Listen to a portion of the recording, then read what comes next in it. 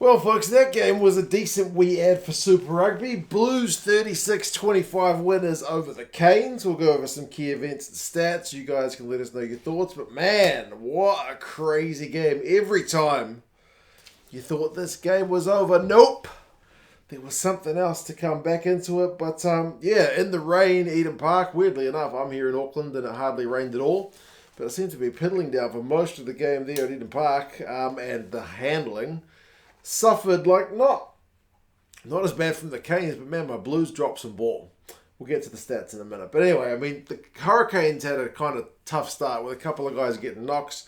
Nomia got a knock, he stayed on. Julian Savia got a knock, he went off, and that would kind of just cost them a little bit later on when they kind of ran out of backs to play. But I mean, they got a 3-0 lead early. The Canes with a nice Geordie Barrett penalty, although, geez, they couldn't kick to save their lives later on in this game. The Canes, they left a lot of points out there. But then Harry Plummer with a restart going out on the full. And I was starting as a Blues fan to get a little bit frustrated. But I stayed with the game, obviously. It was still very early days. This was still first 5 minutes. And Harry Plummer makes up for it. 50-22, takes it pretty nicely. So, yeah, that leads to a bit of Blues pressure. And Mark Telea, the first of four in what is maybe the best game that guy's ever going to play in his life in terms of just like pure attacking prowess. Oh my goodness. If you haven't seen the highlights, you need to go and watch the highlights of Mark Telea. He scores some proper worldies, like unbelievable stuff.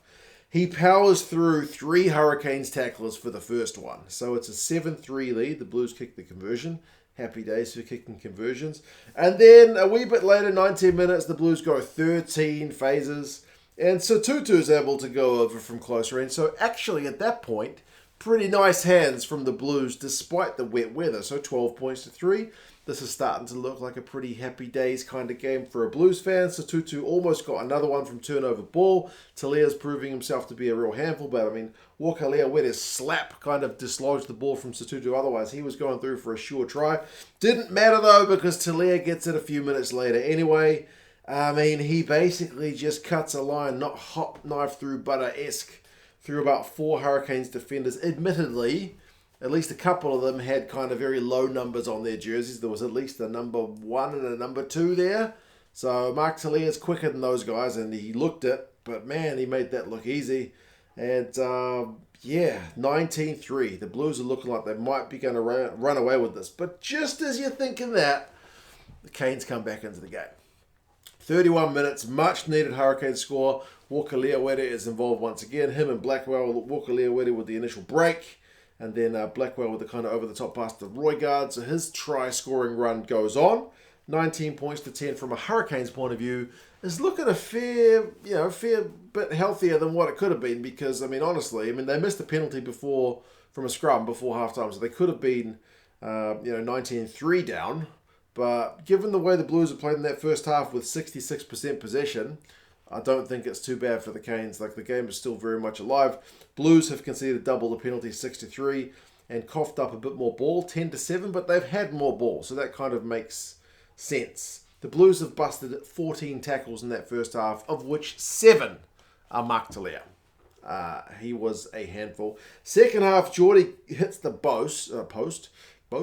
Hits the post. He doesn't boast about it. He hits the post with a penalty. So it looks like kind of a missed opportunity for the Canes. But the Blues handling woes in the second half. Man, it's from a scrum and then loose ball.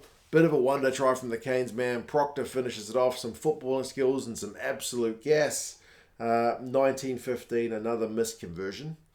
Blues look to kind of hit back, get that momentum back, wrestle it away. The Hurricanes have scored a fair few points unanswered. So what can the Blues do in response? Well, they get down the Hurricanes' end, but wouldn't you know it, the Canes turn it over and Artie Savia bloody kicks the thing clear. He's got a kicking game, folks.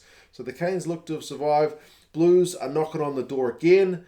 Who do you get it to when nobody else can score? Apparently in this game, you just get it to Mark Telea because he virtually does like boxing style bobbing and weaving to avoid 4 Hurricanes tacklers. Like someone needs to edit that little clip with like some kind of clown footage in the background because he made them look silly. Like, I'm not giving the Canes guys any grief when I say that Mark Talia at that point was just, playing with the confidence of a lifetime. Like, he just was elusive. It just looked embarrassing. Like, 4 guys go for him. Nobody gets him. He goes over for a try. It's incredible. 24-15. Blues fans are starting to breathe a bit easier, but no, man. No easy breathing in this game. Because the Canes, man, their scrum starts to get on top, get advantage, go back for another scrum. Scrum play out to Naholo out on the right wing. Artie Savier's pass sets that one up. He's got a real crisp pass. 24-20. Back to game on. 73 minutes. I write, Rico's just got the winner. But I'm certainly counting chickens because, Heem smashes through Roygaard. It's a proper run. Heem's been really good since he's come back to the Blues a few years ago. Passes it to Rico. Wow, it's 31-20. Blues look to have got it pretty much dead and buried. But no, like just a couple of minutes later, again from Blues drop ball, it's again Proctor pouncing in, the Holo finishing it off. Somehow Cameron manages to miss the conversion. The Canes couldn't kick to save their lives in this one. But yeah, 31-25. The Canes need a converted try to finish it off. So you don't know if they're going to get it. But I guess the way the game has been going is tit for tat. And it finishes with the Blues having the final say. With who else? Mark bloody Talia. Caleb Clark gets the credit for catching the restart. And then Bryce Heem for the kick through. But the kind of one-handed scoop grab from Mark Talia in that wet is just unbelievable. So it finishes 36-25 for the Blues. Unbelievable game. Great ad for Super Rugby. Admittedly, a fair bit of drop ball from the Blues, especially 17 turnovers conceded is too many. It was wet, but the Canes only had 10, and the possession finished 53-47. So the Canes had 61% of the ball in the second half. The Blues dropped it too much. That's just... but that being said, the Hurricanes line-out was pretty rubbish. 9 from 14, whereas the Blues went 10 from 11. So both sides had moments that let them down. The Canes goal kicking as well. Talia, man, 4 tries, 10 defenders beaten him. A couple of tries. Patrick Tupulotu, 13 from 13 tackles, disrupted the line-out for sure.